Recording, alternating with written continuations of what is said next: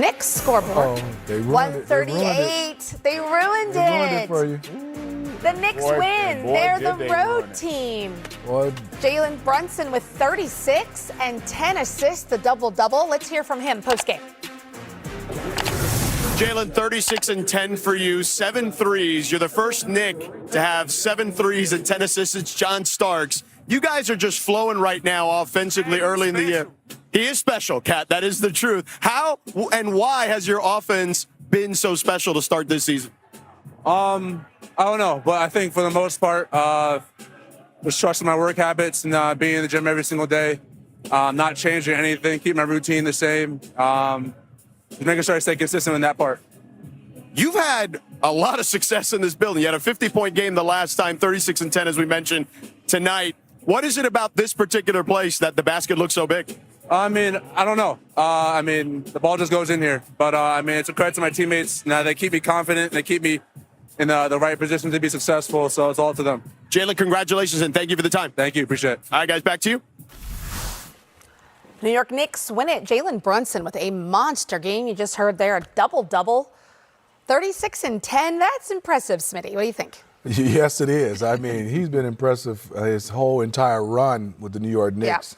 Yeah. People put bigger bodies on him. They try to trap him. He still finds a way to win games, score points, and get assists. I just think overall for this Knicks team, they still haven't found their rhythm. They haven't found their chemistry like they had last year. Even Mikal Bridges, who knows Josh Hart and obviously Jalen Brunson, he's still trying to find his foot in him and Karl Anthony Towns. So they're starting to get their rhythm right now.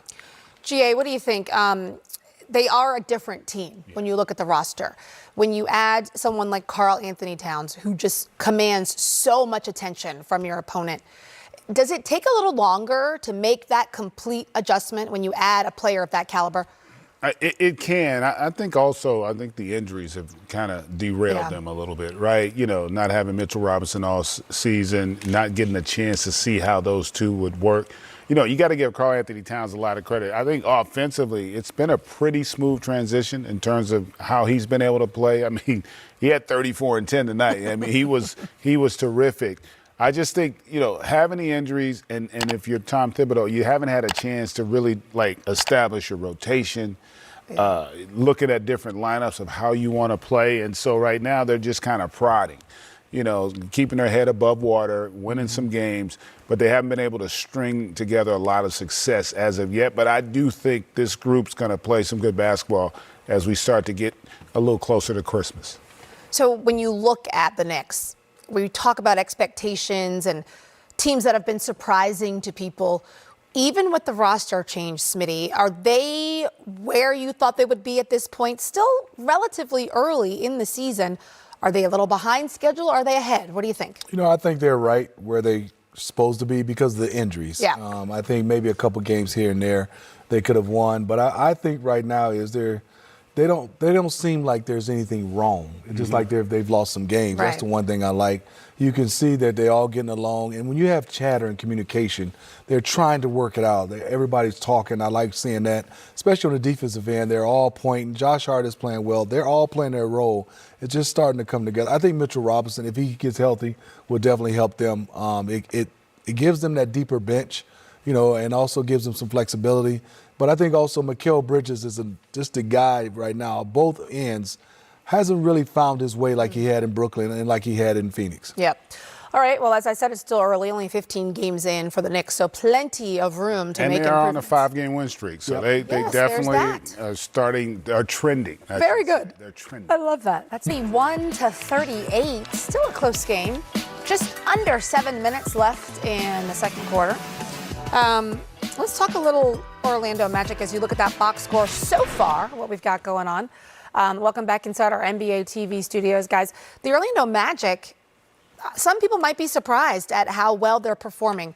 When you take away a player like Banchero, you don't know what's going to happen, especially this early in the season, Greg. Yeah, listen, I think they established last year that they're a really good team, and they know who they are. They're a defensive-minded group. I think they're the best defensive team in the league by far, quite frankly, because of how physical they can be, because they've got versatile defenders. They rim protect, they defend the three, they can defend off the dribble. And they've improved in terms of their passing. Franz Wagner has taken a huge step for this year. And also Anthony Black coming off the bench has been terrific for them in terms of facilitating another long, lengthy defender, makes good decisions on the floor. So this is a young group that believes in themselves. And remember, they're not just missing Paolo. They don't have Wendell Carter Jr. either. He's been out for an extended period. So they've gone on this, I think, 6-game win streak now without those guys, and they haven't skipped a beat. And so this is a big game for them tonight, because if you somehow get this one, they just knocked Phoenix off. You got the Lakers tomorrow night, so that's a tough back-to-back. But if you can go 2 out of 3 on this road trip, you're going to feel really good about yourself. Franz Wagner, to your point, GA, 30 points in 3 of the last 4 games. And you were right, it is a 6-game win streak. Smitty, what's been most impressive during this stretch? I think, to GA's point, just to add to it, the defense. But what I like, GA, to add to that is they physical. Yeah. I mean, they hit first. That's the one thing I like as a young team. If you watch them, I mean, they have no give. The one thing is they're very physical, but they don't get into confrontations. It seems like they hit you, and they just keep playing. And then their size. I look out there, I'm like, Franz Wagner looks 7 feet. Mo Wagner looks 7 feet. Anthony Black looks 6'9". But they are a team that has a lot of length. And I think defensively they've bought into we can win games that's just being grimy and gritty on the defensive end. And, yes, they don't pass it well. But I also think right now from last year they're taking better percentage shots. They're taking better, higher percentage shots. And they know where the ball is going. They get to their number 1 option, their second option. And they look like they have no egos. And I would also say it's been a blessing for them that Paolo's been out, because it's allowed for. Welcome back to HoopZone Sport News, your destination for all things NBA. Today, we're discussing a massive storyline that could reshape the league, Giannis Antetokounmpo potentially joining the New York Knicks.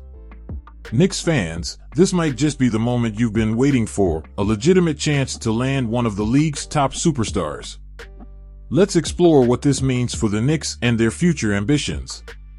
Giannis Antetokounmpo, the 2-time MVP and one of the most dominant forces in basketball, has been linked to the Knicks amid whispers of potential moves in the coming seasons. For New York, landing Giannis would be transformative, putting them back in the spotlight as championship contenders. The Knicks have already built a promising foundation. With Jalen Brunson as the floor general, R.J. Barrett emerging as a consistent scorer, and Julius Randle's physical presence, the team has the core pieces to complement a player like Giannis. Adding his versatility, defensive dominance, and unmatched ability to attack the basket would elevate the Knicks to an entirely new level. Not to mention, Giannis has hinted in the past about wanting to compete for championships in the right environment. With the Knicks' improved front office, cap space flexibility, and massive market appeal, New York could very well be that destination. Pairing Giannis with Madison Square Garden's electric atmosphere is something basketball fans everywhere would love to see. Furthermore, the Knicks' depth and their defensive mindset under Tom Thibodeau would align well with Giannis' intensity and team-first mentality. With players like Emmanuel Quickley and Mitchell Robinson stepping up, the Knicks have the foundation of a team that could contend for years with Giannis at the helm. The idea of Giannis Antetokounmpo joining the New York Knicks is exciting not just for Knicks fans, but for the league as a whole. It could mark a new era for a storied franchise, one that hasn't seen a championship since 1973. Knicks fans, what do you think? Could Giannis be the missing piece that leads the team to glory? Let us know your thoughts in the comments. Don't forget to like this video and subscribe to HoopZone Sport News for more NBA updates and in-depth analysis.